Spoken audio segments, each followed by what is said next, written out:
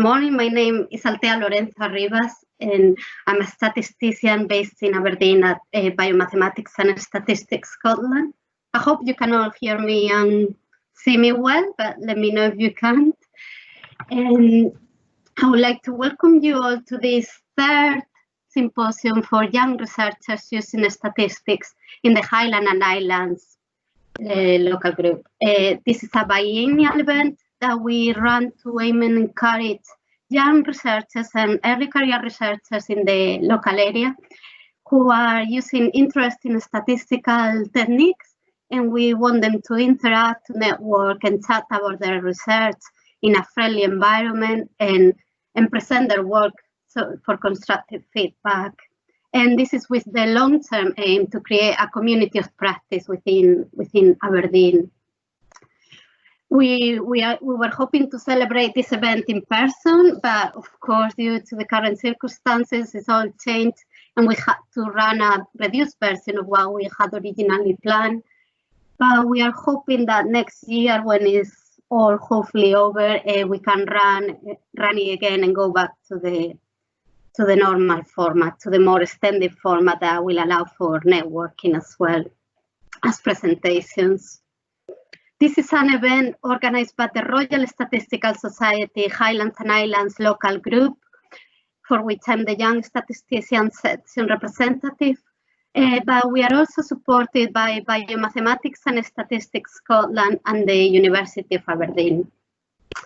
I would like to take the opportunity to thank the organizing committee led by Dr. Lorna Oko, who is the chair of the local group, Dr. David McLernon on the second photo, that is the secretary of the local group, and Anna Couto and Maria Camulleiros, who are PhD students at the university, and who all of them have made this event possible. So thank you very much for that.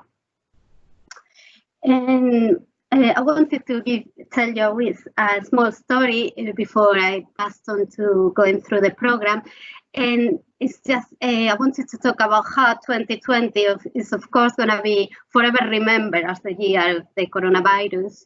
But for us at the Royal Statistical Society, it's been a very important year because we got to celebrate on the 12th of May, the bicentenary of the birth of Florence Nightingale, the great pioneer in nursing and statistics. We would like to make a wee homage to her impactful work today too. So, and there's actually quite a nice relationship of Florence with the area. And in fact, Florence was actually in Aberdeen and the Shire at least twice. And that second trip was very relevant to her statistical contribution. Before she went to Crimea to help the injured from the war, which was the event that would mark her life, in 1852, she came to Aberdeen, to this house called Birkhall, near Balmoral, in the east side. And this is about approximately, for those of you that are not in the area, an hour away from Aberdeen. And she went to Birkhall because she had to look after her sister, Parthenope, that wasn't too well, and was under the care of the physician of Queen Victoria, Sir James Clark. And this gave her the opportunity to close her relationship and collaboration with James Clark, who will be really very important for her statistical work further along, but also gave her the chance to informally meet the Queen at an event when one of the Queen's niece had a horse accident. So it was informal, but that was a first meeting. But then, in fact, after her trip to Crimea, to the Crimea War, in September 1856, she went to stay with Sir James Clark again at Birkhall. And this time she had a scheduled audience with the Queen Victoria. She was hoping to ensure to talk to her about the conditions that the British soldiers had endured in the Crimea War, and she was hoping that she would understand that a reform was needed. So she actually went on to meet Queen Victoria as well as her husband, Albert, and the Queen actually agreed that it was a very much needed reform. And although she didn't have direct political power, she introduced Florence to Lord Panmure, who was at at the time Secretary of State for War, and he actually agreed to create a committee that will inquire into the conditions during the war in the hospitals, and ask Florence for a detailed report on what went wrong and what were the conditions there. So in order to use this for making a reform. So this will ultimately lead to the report that we know these days, the famous reports with very detailed figures on deaths and causes of death, and the also very famous polar area diagrams that with which he saw a great statistical acumen. So I thought it was very interesting how there was this big connection with Aberdeen and how impactful those trips to Aberdeen they were. And in line with Florence Nightingale work, we have today a great selection of statisticians and researchers using statistics. And we will start shortly with Professor Adrian Bowman, but I wanted to go briefly through the program that we have today. After the talk by Professor Adrian Bowman, we will have a break. Then we will have a rapid fire session with 7 talks by early career researchers, and we will be judging these ones to give two prizes, one for the best overall talk and one for the best visuals to honor Nightingale.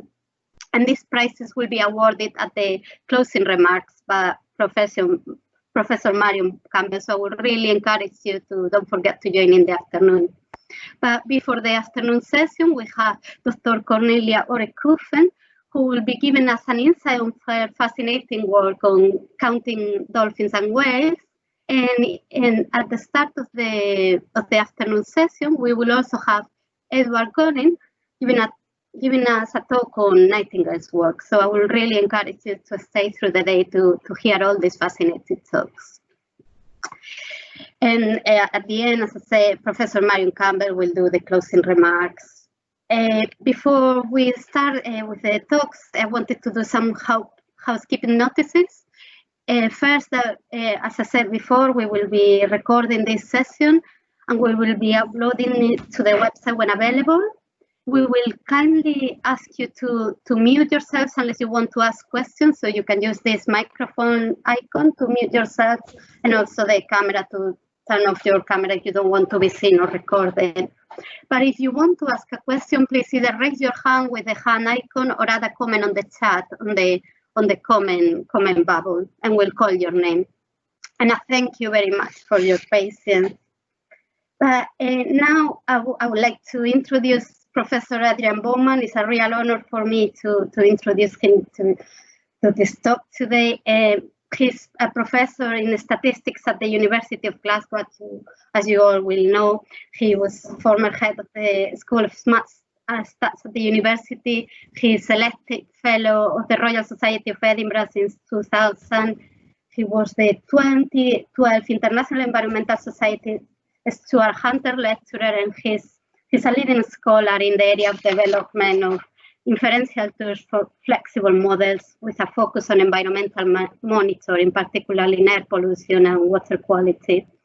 But a major line of research in his career is also the statistical shape analysis based on high-resolution measurement of 3D surfaces, with a particular interest in modeling the shape of human face, which is the topic that he's going to talk to us about today with his talk, Statistics with a Human Face. So without further ado, I would like to welcome him to speak now, and I will stop sharing my screen. Thank you very much, Professor Adrian Bowman. Thank you. Thank you. And the first thing I should do is to check that you can all see that screen. It just has the title of the talk and a picture of people in the background. I'll depend on Althea and David perhaps for some feedback if anything goes wrong here. Could someone confirm that that's being broadcast? We see it perfectly fine. Right. Splendid.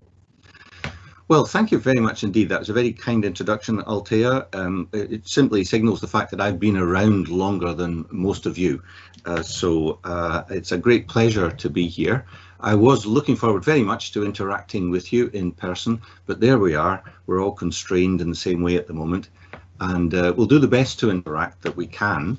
And could I encourage you, if as the talk progresses you have questions you would like to ask, I'd be very happy to take them as the talk progresses, and I may stop from time to time and invite questions.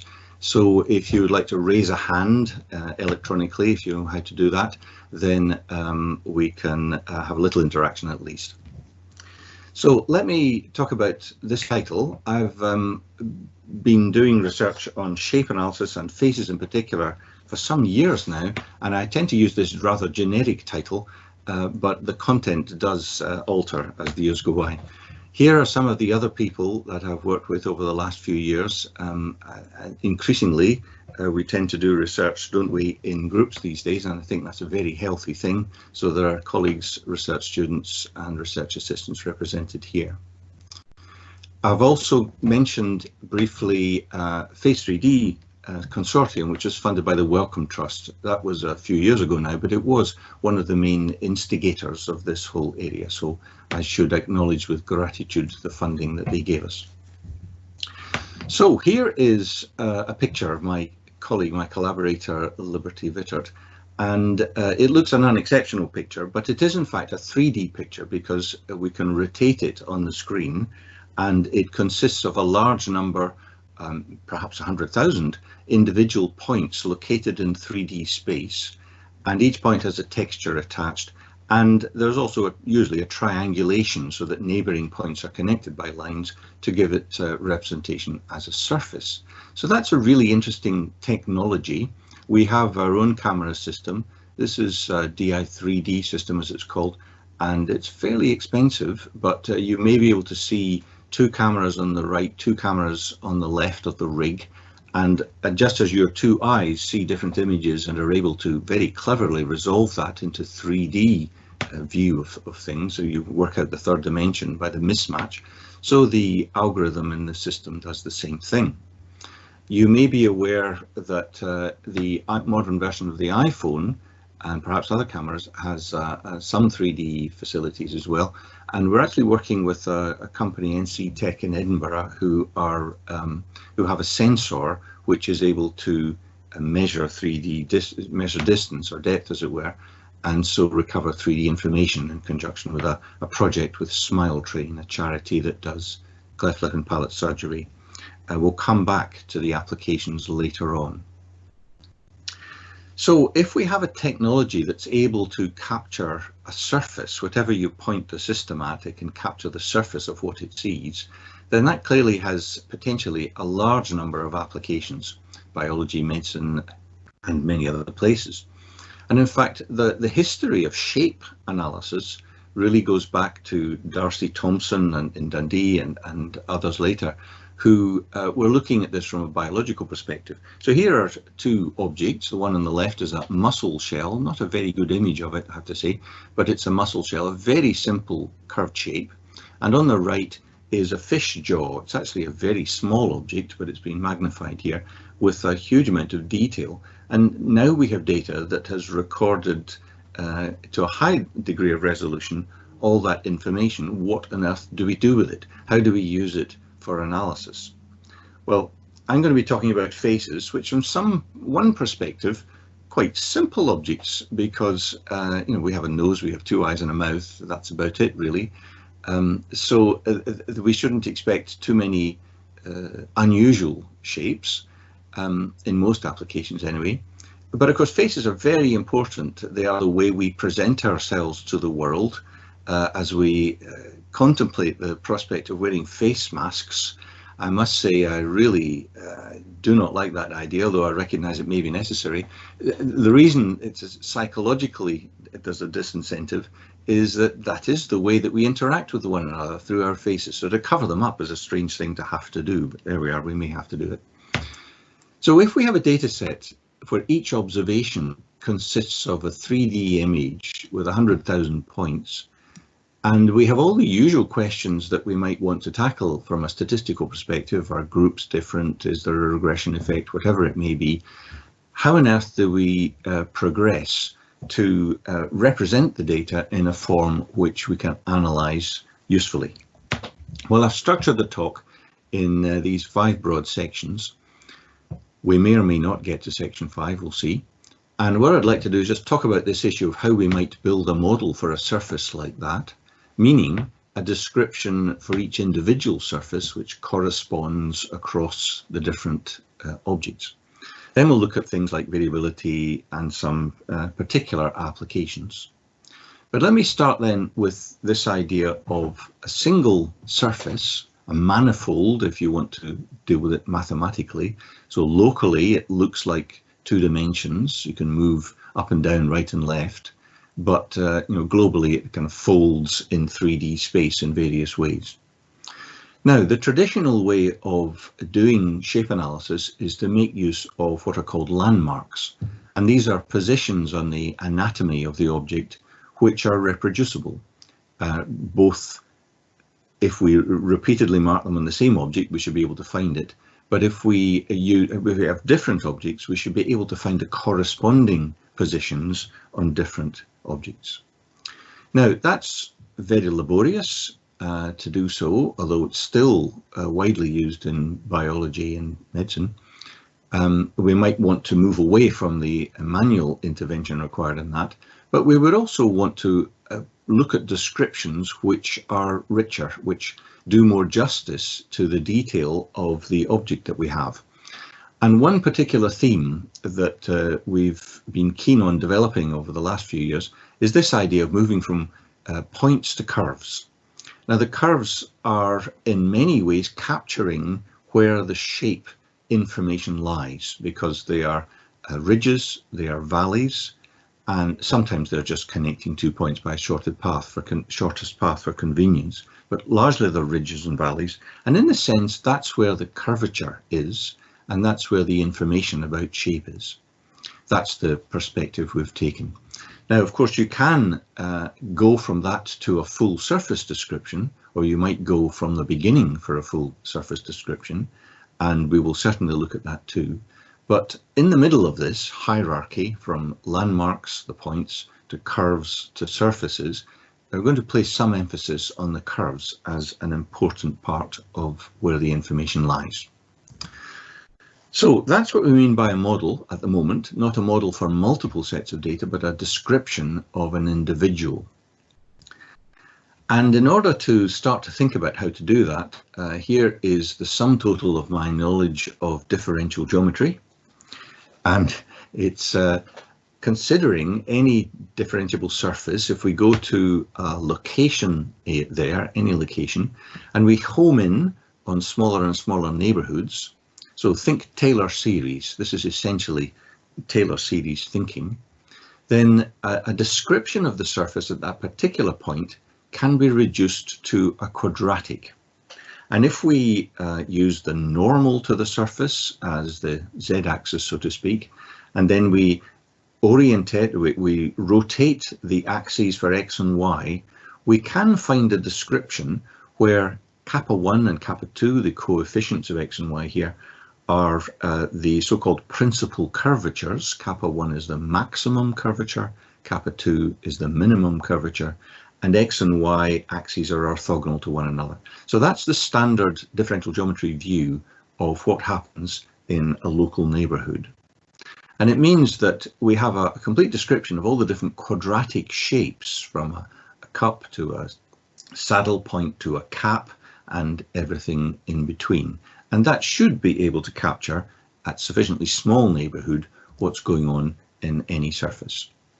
Now, relatively recently, actually, there's been a suggestion of something else called the shape index, which is a way of combining those curvatures into something which captures the type of the surface rather than necessarily the strength of the curvature. So it's going through this cup to cap sort of continuum, but perhaps easiest if I show you this on a particular face. So here's a face. We can go to any or every particular location. We can take a small neighborhood and we can fit a quadratic surface, the normal, and then the principal curvatures. So here is a picture of the face with, at every point, this shape index, which is just combining the curvatures in ways I won't discuss in technical detail, but the green corresponds to a cup shape, the yellow corresponds, sorry, the blue corresponds to a valley, the yellow to a ridge, and the red to a cap sort of shapes. So it's a kind of typology of what the local shape of the surface is. And immediately you can see some of the obvious features of the face highlighted in the green pits of the eyes, the red tip of the nose, and so on. So there's very useful information there if we're seeking to track those features in some manner. And if we superimpose the landmarks that are traditionally manually marked up, and if we join them with appropriate curves, then there is a strong degree of consistency, of correspondence between the information, the shape information that's present, and the curves and the points that we seek to locate. And in fact, we've actually proposed in the anatomical literature that this should be the proper definition of these curves, which otherwise have a more historical and a particular orientation view of how these things are defined. Differential geometry feels the right way to go about giving these things a good definition. Okay, so I'm just going to sketch how we might proceed in this, and I should say in general that this is a very technically low, the content of the talk is very low in technicality, that I can very happy to direct you towards papers which have the detail. I guess this is really largely generated by my own experience listening to talks. I always find I have to struggle very hard to follow the details of the technicalities. So I prefer just to try and communicate a conceptual view of what's going on, and then we can dig deeper into the technicality later or in the questions if you wish. So here is a simple example of a mouth, a pair of lips, and we're going to take for granted two landmarks. Now in practice we would want to locate those as well, but just to give you a flavour of at least part of the process here, what we'd like to do is identify the curve which lies along the valley where the lips meet in a closed mouth. Well, how do we do that? We've got this shape index idea. The colour tells us what kind of surface we have. We're looking for a valley, so it's the blue bit.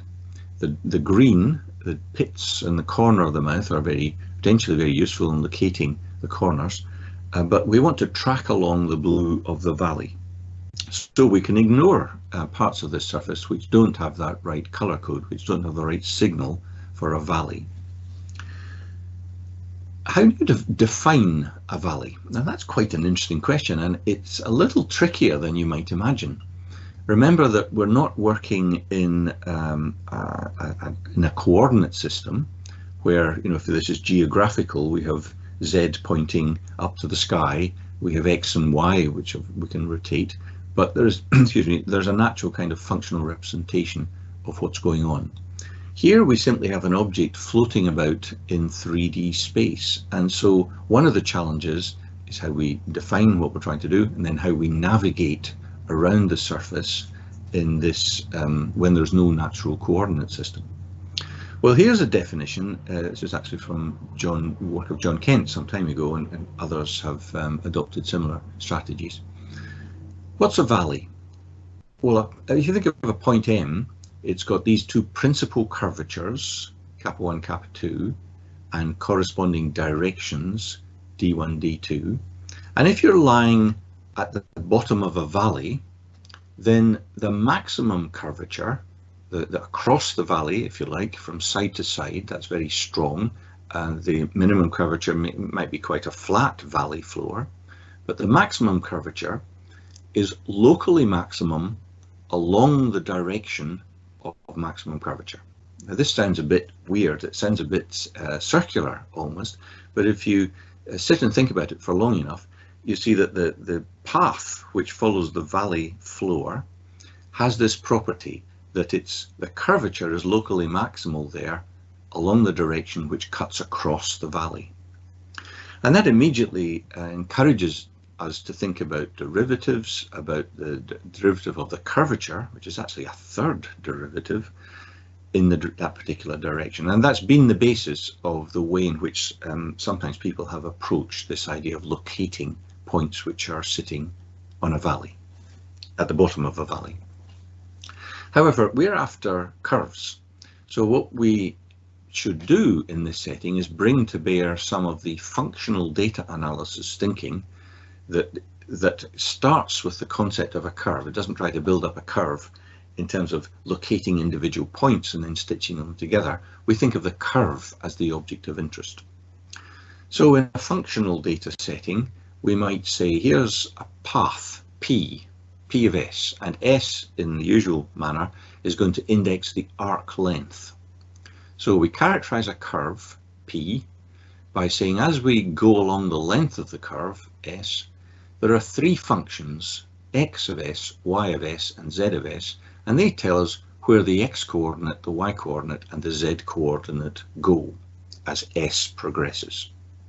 So that's a very convenient, very powerful way of indexing a curve. I mean, it's a very old mathematical concept, of course, but in the context of statistical analysis and seeking to estimate curves, it's good to begin with a curve representation. Now, what we would like to do as we go along this curve then, we would like to find the curve which has maximum curvature. And so we mop up as much of that maximum curvature, I've called it mu of S, as we can. In practice, if I use the cursor here, I hope you might be able to see that, direct you towards bits on the slide. In practice, what we have is a path which is going to track through a triangulation, and it's going to cut the edges of the triangulation. So there will be a discretized version of this in practice, but it's helpful, I think, to think of it conceptually as a curve, a function.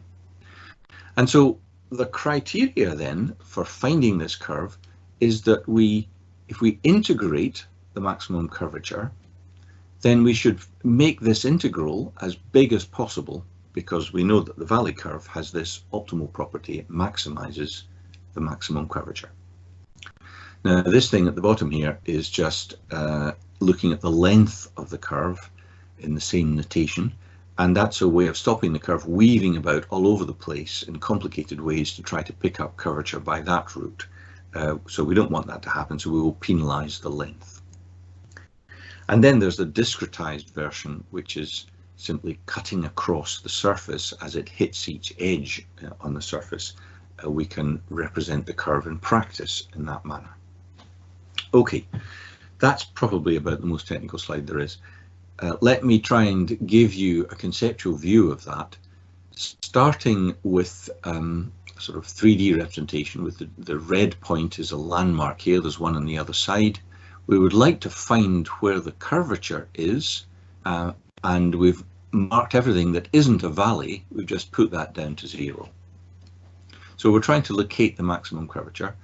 And what we can do to begin, because there is no natural coordinate system, we can use this idea of a plane which contains the 2 points, the 2 corners of the mouth, and then that plane is allowed to rotate. So across these 3 pictures you see different rotation angles, and we can stop at the angle where the path which is created by cutting along the surface has as much curvature as we can find. That's the idea. And so that gives us a first approximation.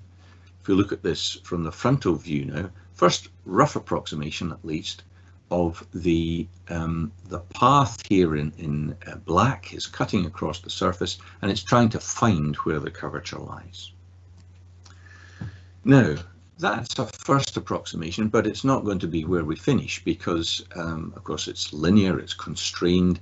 Its benefit really is that it enables us now to think about a suitable coordinate system. So let me rehearse again. The yellows are the endpoints here, the landmarks.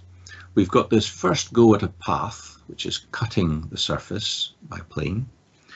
And then for every point on this local surface, let's take this red one, we can project it down onto that path, the shortest distance to reach that path.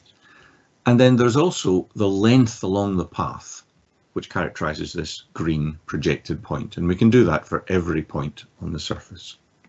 So what this gives us is an opportunity to create a 2-dimensional coordinate system from data which are lying in 3-dimensional space, although because they are a manifold, to use the technical term, they have an intrinsic two-dimensional property.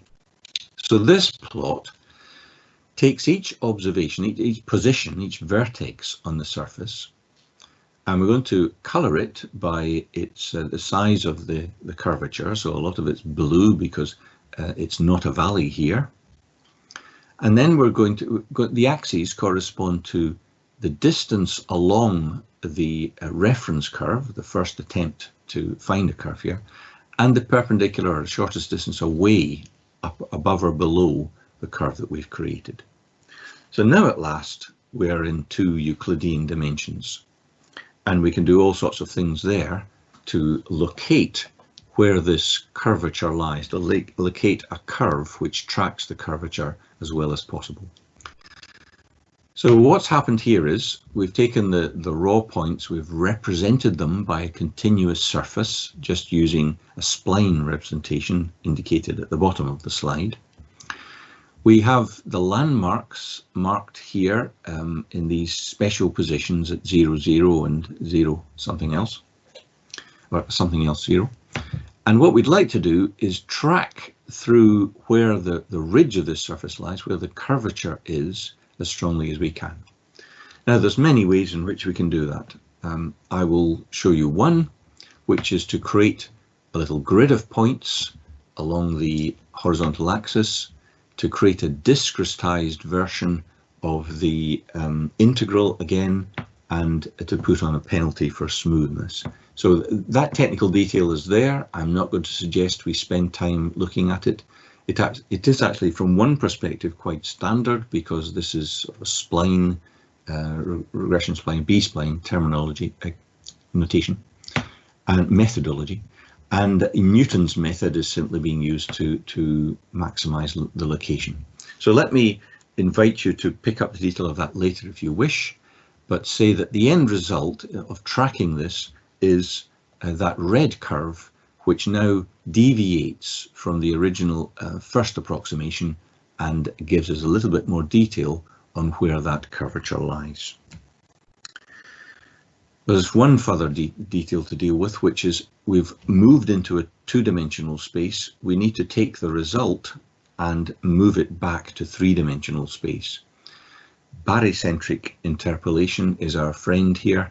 That's because we have a triangulation, and that triangulation exists in 2D and 3D, and we can track between them fairly easily. So again, I'm going to leave that for you to pick up on if you wish, but I hope the general idea that we have an initial simple reference to give a 2-dimensional coordinate system, we then estimate what we need to estimate there and translate it back. So the end result is a valley curve, and it seems to do pretty well in tracking the information on curvature. Here it is in the natural texture, an image with natural texture. Here it is with a reminder that we're looking at the shape information, what kind of surface do we have, we're tracking a valley, and then within the valley signal we're looking for as much curvature as we can find, and those are the principles that are being used to locate the curve. So we can take that same idea and then we can apply it to all sorts of other places. We can apply it to ridges, which are just inverted valleys from one perspective, and use it to characterize the face, no longer simply in terms of landmarks, but now in terms of anatomical curves, which mean the same thing between different faces, different people, but which characterize the face in a richer way. And if we wish, it's not too difficult then to take transects between these curves to fill in the spaces, if you like, in a systematic way. But as I said earlier, because the curves are picking up where the curvature is, by definition, the parts in between are much flatter. So a simple transect system can be very effective in filling in those gaps, should we wish to do so. So there we are. There's a model. And it means that there's something that can be fitted onto, that gets a bit distracting after a while, I'll move on. That's something which can be fitted onto any particular image, but of course it's just the starting point. It's an estimation process, but it's an estimation for one individual. And now what we want to do, what we need to do, is to go on and look at collections of individuals and the usual kinds of analysis that we would want to do in a statistical setting. So I think I should just pause for a moment there. I'm conscious that a lot has been thrown at you. Even conceptually, there's rather too much perhaps to absorb quickly. So if anyone would like to come back at me on any of that, then please feel free to do so. I'll pause for a moment in case anyone wants to ask a question. I don't see any questions so far. Please remember you can either raise your hand or add a comment on the chat or speak up if you prefer.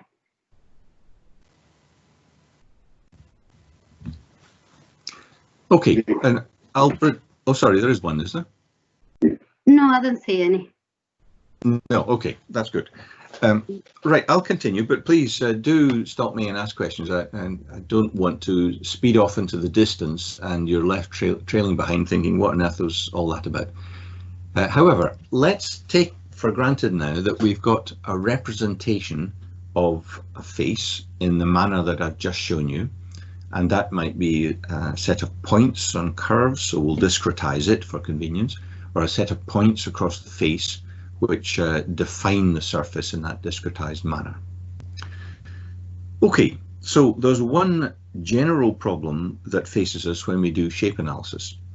If we take a picture of your face and we take a picture of my face, then there is no natural coordinate system which they are not in the same coordinate system. However, we might carefully position the camera with respect to the face. We can't guarantee that actually XYZ means the same thing when the two images are compared. Now that's a problem with shape analysis and has been for many years, and there's a technique called Procrustes registration which helps us greatly. And if we regard, let's take the simple case of two images which are represented here in two matrices, X and Y. Each matrix has 3 columns corresponding to X, Y, Z, and it has many rows, each row corresponding to a particular point in this discrete representation. So how do we match these two images as closely together as we can? Well, Procrustes alignment says take each row of Y and compare that to the row of X. But what we're going to do is to scale, rotate, and shift X, the whole matrix, so that we match up each row of X to each row of Y as closely as possible. That's what Procrustes alignment does. It crops up in various places, not only in shape analysis, but also in other forms of multivariate analysis. And so beta is a scalar, gamma is a rotation matrix, and little gamma is a location shift. And that problem is solved. There are algebra. Look at the Dryden-Mardia book, which is a really good book to introduce the general ideas of shape analysis. It's a least squares problem, which has a neat solution. However, I said at the beginning that we're keen to represent this in a functional manner. And the standard form of Procrustes analysis is about points. And although we have a discrete representation, we want to think of this as a surface. Now, here's an example of the point representation, the standard Procrustes registration, just so you see it in action. Here's a set of faces with some landmarks. They're all over the place, but when we Procrustes register, then we see that they cluster together very tightly in terms of the positions of the landmarks. So this works as a way of creating a common reference frame for individual points. But what do we do when we have two surfaces? We may still have this discrete representation where the points, and many of them, might be 1,000 points, are spread over the face in a consistent manner. But the functional version of this would say, well, here is the object Y, and we're going to index it by this surface. So we're going to do an integral across the surface, and at each point of this Y on the surface, we're going to take the version of X, at each point which corresponds to the point Y. We're going to rotate and scale and shift that and minimize this. So we replace the sum by an integral. And that would be a functional way of representing how to match these two things. In practice, of course, we would use a discretized version of the integral. So we're back to something very similar to the standard form, but an integral is going to involve the areas around each individual location. So previously, the points were all regarded as on equal footing. Now we're saying we just regard the points as a means of approximating the integral, and so we need to account for the area as well. Okay, so if we have a set of images, one image from each person, and let's say we're going to look at female facial shape, then what we can do is build a model for each, then register those models. Functional Procrustes would give us a matching image, and then we have the possibility of constructing a mean. And so at each location, we just have a mean of the registered points. Here is a mean face for women recruited from controls in the west of Scotland. So we've spent half the talk coming up with a mean. That's not very impressive. Well, we've had to work quite hard because of the nature of the data here. So let me now say how we would do some standard kinds of multivariate analysis, such as principal components. This is a very standard way of proceeding with this kind of data. And if I can sketch what happens, here is a matrix X, which has a representation down the rows of all the points, and it has X, Y, Z in the columns. So why don't we just take X, Y, Z as one big stacked vector, and then we can do principal components with this long multivariate vector as our observation. And so principal components, of course, would find the coefficients which would maximize the variance of this linear combination. And I've written it out as separate components X, Y, and Z, although we generally don't think of that when we do it in practice. The reason I've written it that way is that we need a functional version, and so we want a multivariate functional principal components analysis. And instead of the sums, we have integrals. Instead of the integrals in practice, we go back to sums, but these are area weighted. And that's the simple operational difference, is that we're now area weighting everything in order to come up with a proper functional representation.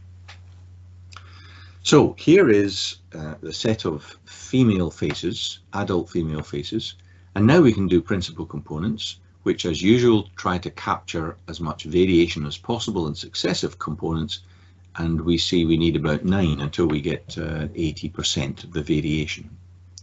But this idea that I showed you in the previous slide of tracking between the 3D point representation and the vector, which is then analysed in principal components, means that we can track back the other way.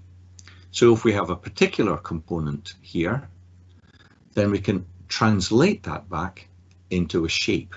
And as we move along component 1, we see a change in the corresponding shape. Similarly, 2, 3, and 4. And maybe it would be easier if I showed you that in animated form. So on the left-hand side, that's principal component 1. As you track along the principal component axis, it shows a lengthening and a slight broadening of the face as the key characteristic. Component 2 is different. You see the angle of the face and the profile at the bottom shifting between the nose and the chin. And component 3 is different again, with a kind of smile appearing at one extreme of that component. So that's fun to do. You can look at the components, but we need to use them for other more serious purposes. But in a way, I'm just preparing the ground for the applications which are about to follow. And another way in which we could explore the space here is this idea of a grand tour, as it used to be called. This is a very simple version of it, where we simply take a random walk through principal component space, and as we do so, we display the faces that are exhibited. So in a sense, these are faces which are characteristic of West of Scotland female adults. None of them is a real person, but we're seeing the kinds of shapes that are consistent with normality. With female control shape. We'll come back to that later. Let me then conclude this small section with a discussion of sexual dimorphism, which is the fact that in many species, males and females tend to look different. Now, we're not talking about gender in the sense in which the 21st century that's discussed. We're talking about the effect of having two X or an X and a Y chromosomes in the biological shape that's present in the face. So let me ask you, here's a person whose texture has been removed all the colour, it's just a grayscale. Is that male or is that female? We're so used to fairly clear cues on the sex of an individual because of clothing, of hairstyle, of all sorts of other things that give us a clue. But when we strip those away and just look at the facial features, I don't think it's quite so obvious. So have you made your choice, male or female? Actually, it's female. And I'll show you the bigger picture that confirms that this is a female participant. So what is it? We're so used to looking at cues, but if we just look at the shape, what is it, if anything, that makes male and female facial shape different? Well, we're now at the giddy heights of being able to calculate a mean. Well, let's take a mean male and a mean female and let's match them up. We'll use Procrustes again, and there they are. So the green is the female, the red is, the pink is the male, just to confound the usual convention. And the male is a more prominent mid-face, nose and mouth. The brows just represented by a curve here, is a little lower and more prominent, and that females correspondingly tend to be more prominent in the cheek. Now that's just a mean. We haven't done any statistical analysis of that yet. So it's time we went to the principal component space as a space within which we could analyze the data here and see if we can identify differences between males and females.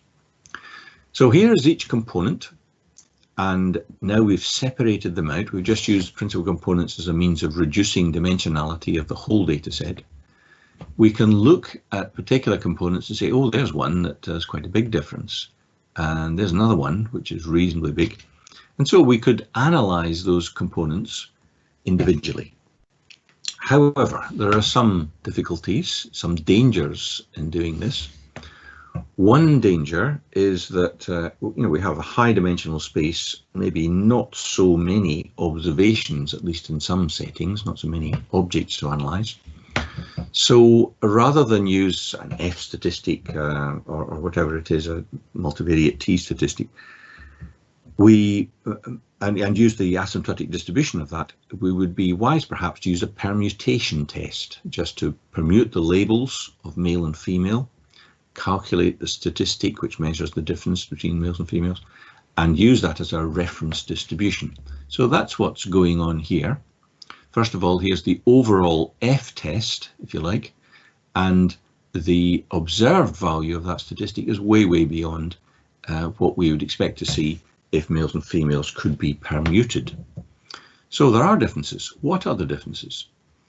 Well, if we look at individual components, we can repeat that process in the individual components, and 3 of them stick out. It's not all that satisfactory, however, to do individual multiple tests. At least we can protect against that by a Bonferroni correction or something. So instead of looking at 0.05, we look at 0.005, since there are 10 components. But a more informative way of viewing this, I think, or a better way of viewing it, is to think of this as identifying a subspace of principal components within which the differences are expressed. So we happen to observe differences in 3, 5, and if you look very closely, there's a small difference in 10. But what we can do is just combine those 3 components and simultaneously look at the change in shape, which corresponds to the simultaneous change along those 3 individual components, making sure that we're always moving towards the male or the female direction. And a simple piece of algebra allows us to do that. So we combine the effects of those and produce a shape change which corresponds to the differences that are being exhibited between males and females. So here again we see the brow, the mid-face against the cheeks for the female, sorry, as being the place where the differences are strongly exhibited. And of course that confirms the details that we saw in the mean shapes, but it gives us, it's a proper statistical analysis in the sense that we have weighed up the evidence and found it to be very clear rather than simply looking at two means. Okay, so we have spent a bit of time thinking how you might represent a face. We've now introduced simple ideas like principal components to reduce the dimensionality and so on. But this time we looked at some more serious applications. First one is very short. It simply employs the kind of thinking that we've already talked about in the sexual dimorphism setting. It's a study, St John of God, by the way, refers to a hospital in Northern Ireland, in Southern Ireland, near Dublin, in Dublin. And there are actually a very small number of patients, bipolar disorder and schizophrenia being the conditions of interest, and there are corresponding number of controls. And the motivation of this study is that there can be information on the brain which is present in the face. Now that is a weird and somewhat disturbing idea. Let me immediately distance this from all the rather silly stuff that went on 100 years ago when people were trying to tell if you were a criminal by the shape of your skull, all that kind of nonsense. This is perhaps made more understandable if we think of a condition like Down syndrome. I have a friend who has Down syndrome. She has characteristic face that it's quite easy often to recognize because of the characteristics that are displayed in the face. And it's perhaps not too unreasonable when you think of the developmental origins of the human body. There is apparently a single group of cells which later, as the fetus develops, differentiate into the face and the brain. So if there's any kind of incident or issue, then that could express itself in both places. And there's a number of syndromes, velocardiofacial syndrome is another, where those two things are linked. So there's interest in looking at these kinds of conditions, bipolar and disorder and schizophrenia, to see whether there's any information in the face which might be useful for developmental origins. In other words, are these conditions to do with environment, to do with later experience or whatever, or are they to do with something more biological and developmental? So this small study compared the two groups of patients and identified for bipolar disorder that there was a slight but significant difference in shape between the two groups. And you can see it here as an animation that it's around about the mouth. If I show you a static representation, then this is the area where the shape change is associated with the difference between, if I remember correctly, it was bipolar and controls. And that's quite informative because it tells us, and actually it is thought to be one of the areas that's most closely associated with the brain from other studies that have been done. So we can weigh up the evidence to point towards another little piece of the jigsaw. It's never going to be a definitive study with a small number of patients, but we can add another little piece of evidence that there is, at least in part, a potential neurodevelopmental origin of these conditions, which is something that can be added to the debate on the whole area. So one small example employing the different techniques we've looked at. I'll look now at some surgical examples, and I'll try to be reasonably brief so that I stop with at least 5 minutes for questions before the coffee break. I think that's important. This is work with colleagues in surgery, where the jaw is moved for patients for whom that's a problem, where the teeth may not meet and it's difficult to bite. For other reasons, this can be a medically motivated operation, and it's a rather surprising one, in the sense that the nature of the operation involves an incision, which you then can pass through the skin, as it were. You have to break the jaw at some appropriate point and either insert or remove some material in order to reposition. So it's an amazing piece of surgery, and actually it's done quite commonly across the world for various reasons. So here is a patient before surgery, and you can see that the profile shows the chin to be somewhat recessed, the mandible, to use a technical term, and afterwards there's a very big difference in the patient appearance in the profile.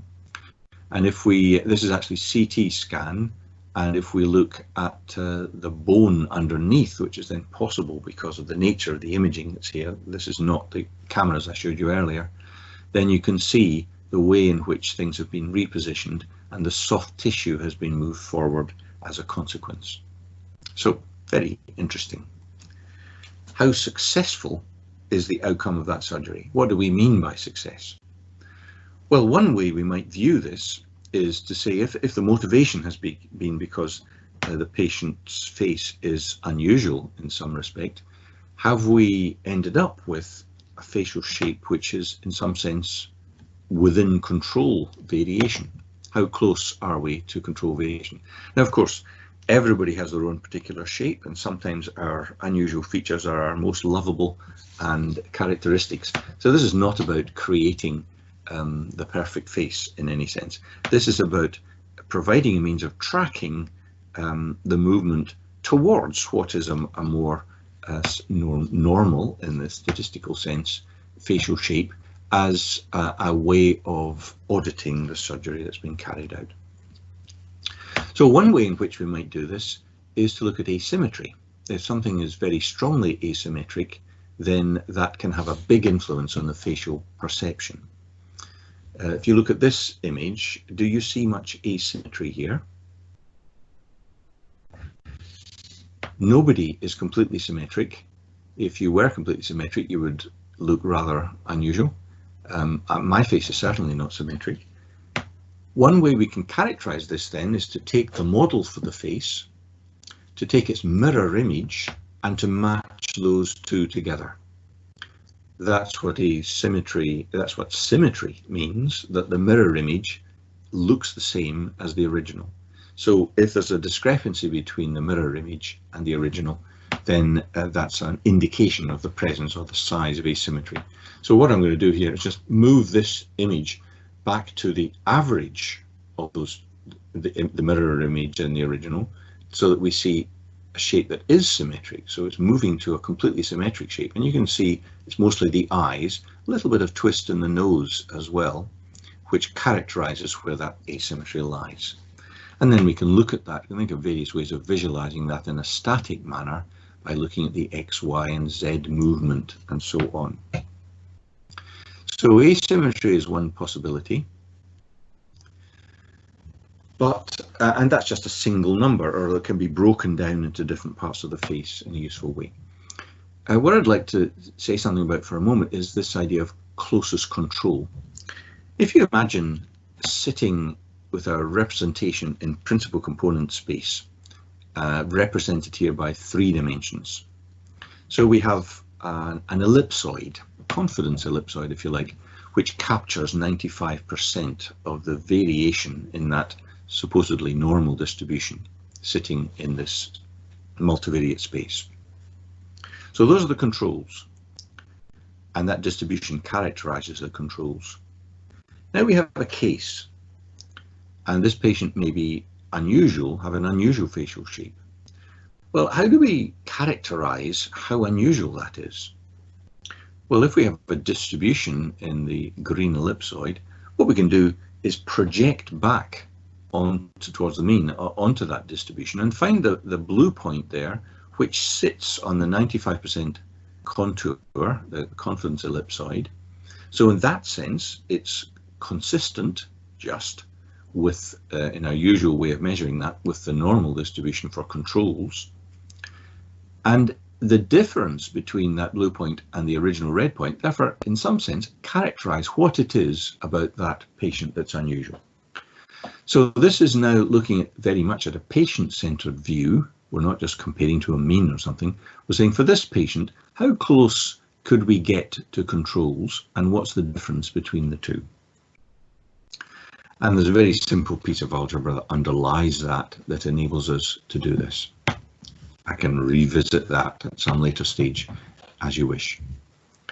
So to see if this works, here's a female face, and we have males as well. So how close is this female to a male shape? And so if we characterize the green as the closest control male, we have the pink as the original, and we see again that it's the nose, it's the chin, the jaw, which is the more prominent part in a male. And although we can get some distance towards this particular individual female, there's still that difference in shape, which is consistent with the things we saw earlier. So this seems able to pick up some of the features that characterize individuals. Well, now we want to do this with the surgery patients. So here's a patient post-surgery, and that's the green as the patient. And now we can say, well, let's look at the controls, and let's look at the distribution of the controls, and let's find the closest control that's consistent, closest control shape that's consistent with the control distribution, but we still see some differences with the post-surgical shape in green. And that allows us to characterize the ways in which, well, the jaw seems a little bit further forward than we would normally expect in controls. And that's a useful way, I think, of characterizing the shape for an individual. And then we can stitch that together into stitch that together into kind of overall assessment for a patient. Here is the pre-surgical shape on the left, the post-surgical shape on the right. We can look at the closest control information. I'm not going to dwell on these. There's more detail here than I've had time to discuss. And then we can look at asymmetry, and we can split that into different parts of the face, and that should give us a useful quantitative characterization of shape, which can be visualized as an audit. Okay, so I think I've more or less covered the material. I will show you one more picture and finish, but you could perhaps line up your questions if you have them, because I'm very keen to leave time for that. And the two applications that remain, and they were always going to be only possibles, are longitudinal and phylogenetic reconstruction. You can ask me in the questions if you want to know more about that. We do have a set of data on controls which go from a very early age, from 3 months old to 15 years. And so if we represent each shape in a model, in the sense I talked about, and then we use appropriate multivariate methods, here a kind of longitudinal analysis in principal component space, then we can characterize the way in which the face grows. And this is what the model says, on average, the development of adult shape emerging from the very baby shape as a quantitative but also visual description of how the face grows throughout childhood.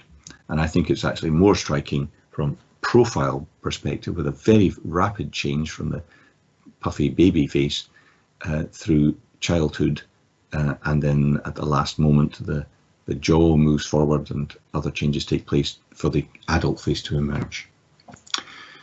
Okay, so that's been a whistle-stop tour. I would welcome questions. I hope it hasn't covered so much ground that it's been confusing, but I'm very happy to take questions or comments now. Thank you. Thank you very much. Thank you very much. That was fascinating. There are 3 questions at least.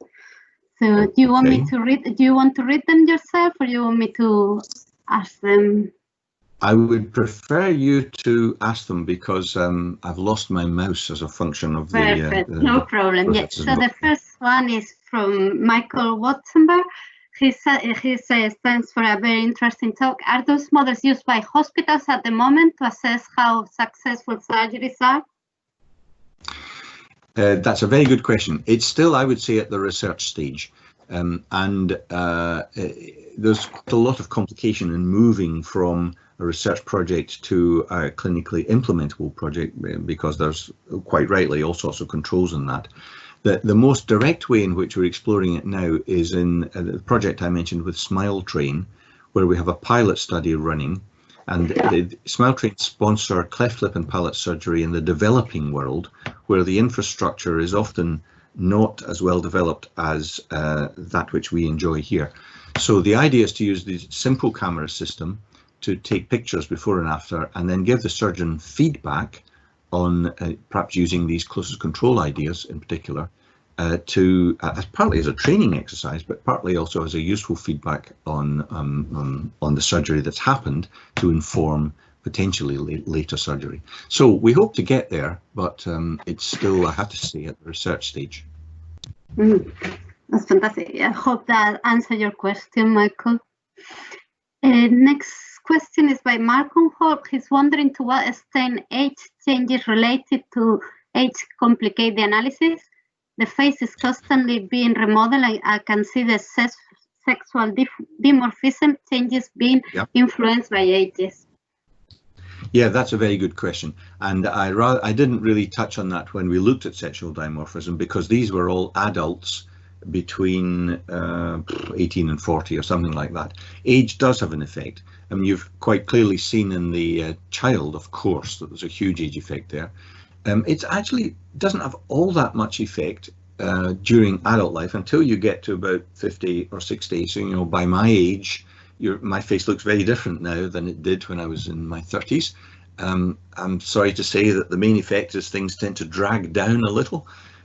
So we have looked at that, and you can build models which adjust for age in the way that the longitudinal data I've just shown you did.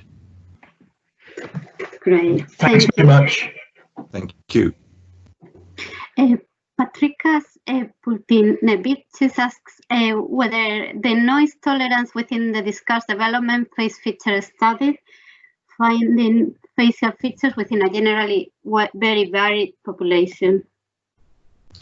Sorry, I didn't quite catch that. Sorry, do you want to ask it, Patrikas?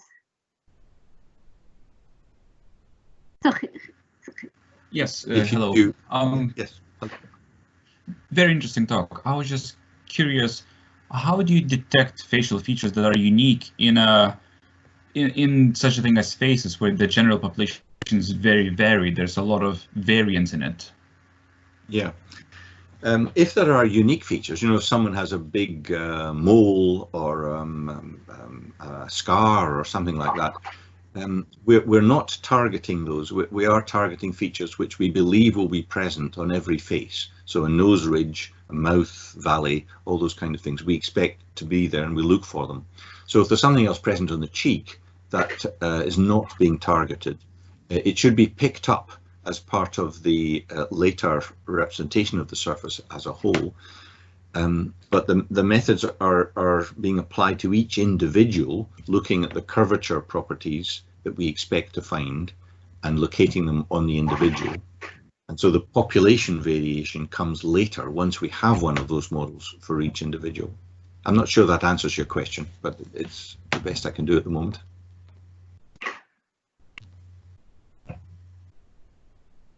Okay. Hello? Yeah. Hello, Patrikas, have we lost you? Oh, sorry about that, but I must have put him to sleep. It was sufficiently long answer. no, I thought it was a very good explanation. Just a last question by Charlotte Huggins, was a very fascinating talk, and she's wondering whether there have been any applications to autism. She says autism seems to be associated with more androgynous facial features in both sexes. So I was wondering how this could be applied to that. Sorry, applied to, say that again? Autism. Autism. Yes. Autism, yes. All right, okay. That's a very interesting one. I know of work that's going on in autism, which of course is part of a spectrum, but I'm not so familiar with it.